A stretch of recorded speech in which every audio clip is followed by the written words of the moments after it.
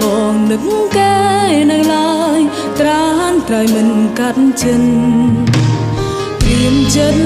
ទទួលឈឺផ្សាត្រៀមទឹកនេត្រាសម្រាប់យំបើថ្ងៃមួយគេត្រឡប់ជួបគុំ